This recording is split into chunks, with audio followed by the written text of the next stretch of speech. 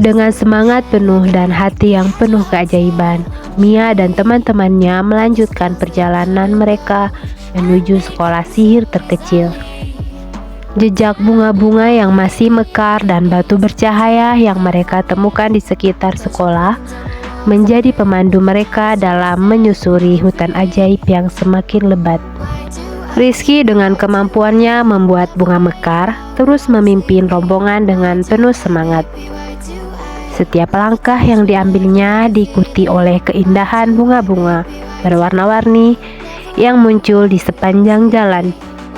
Mia yang mendengarkan rahasia hutan dengan penuh antusias mendengarkan cerita-cerita yang disampaikan oleh angin dan daun-daun yang berbisik. Namun perjalanan mereka tidaklah tanpa rintangan. Mereka menemui sungai ajaib yang mengalir dengan air yang berkilauan. Dengan bantuan mantra-mantra ajaib dari Arif, mereka mampu menyeberangi sungai dengan perahu kecil yang terbuat dari dedaunan. Di sisi lain sungai, mereka menemukan makhluk-makhluk kecil yang ramah seperti kupu-kupu bercahaya dan kelinci kecil berbulu lembut. Dalam perjalanannya, mereka juga menemukan pohon-pohon tua yang menyala dengan warna-warna terang. Mia terinspirasi oleh kecantikan alam, membuat sketsa setiap detail pohon dan tumbuhan untuk diabadikan dalam kenangan. Rizky dengan bantuan keajaibannya membuat bunga-bunga bermekaran di sekitar pohon-pohon tersebut, menciptakan pemandangan yang sangat mempesona.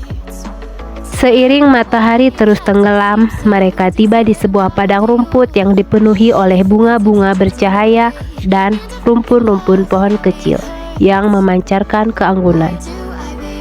Di tengah padang rumput, mereka menemukan gerbang kecil berkilauan yang merupakan pintu masuk ke sekolah sihir terkecil. Dengan perasaan tak sabar dan hati yang dipenuhi kegembiraan, Mia dan teman-temannya melangkah melalui gerbang ajaib tersebut.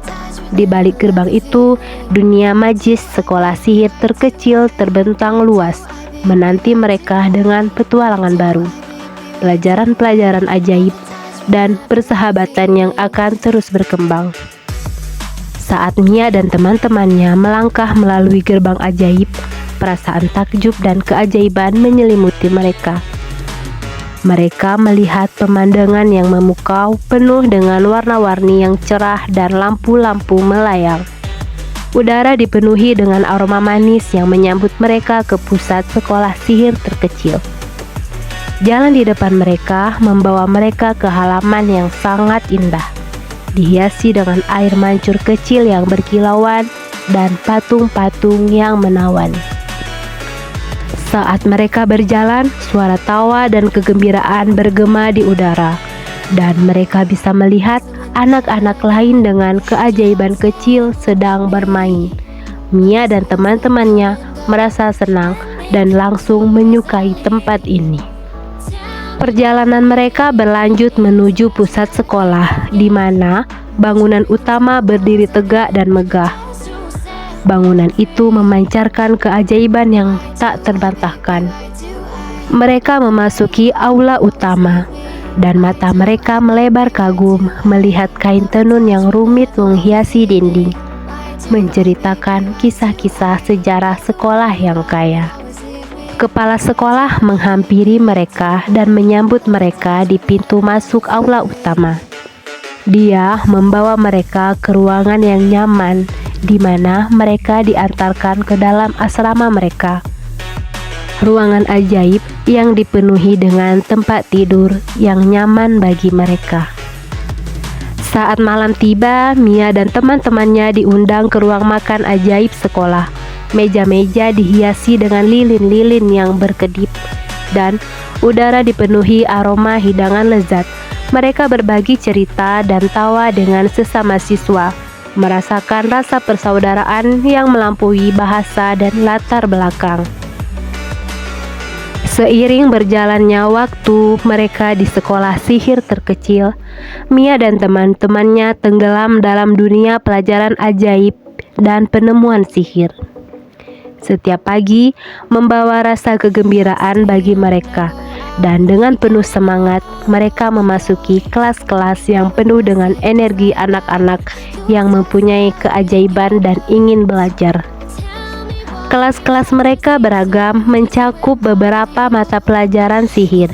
Mia menemukan dirinya di kelas herbologi yang diajarkan oleh Profesor Sylvan, yang bisa membuat tanaman paling kecil pun hidup dengan sentuhan lembutnya.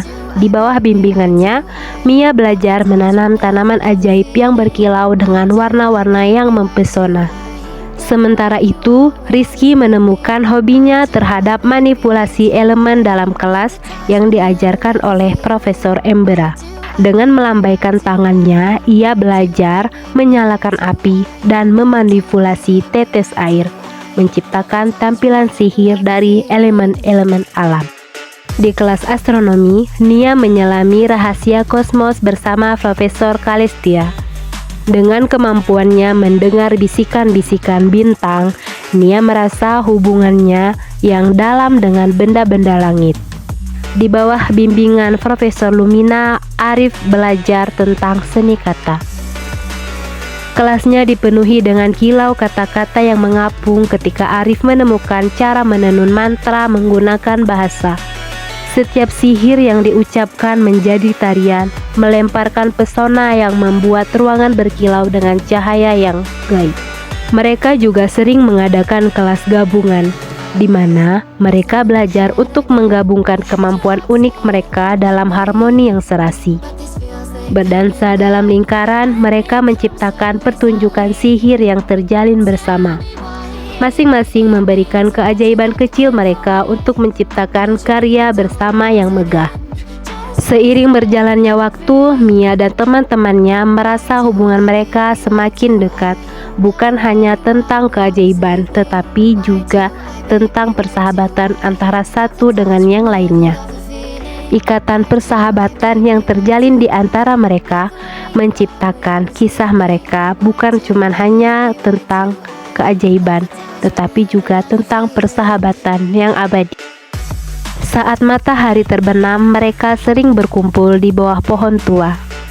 Mereka berbagi cerita tentang keajaiban yang telah mereka pelajari, tanpa mereka sadari bahwa keajaiban sejati tidak hanya terletak pada pelajaran, tapi juga pada persahabatan yang berkembang di tengah pesona sekolah terkecil dan paling luar biasa.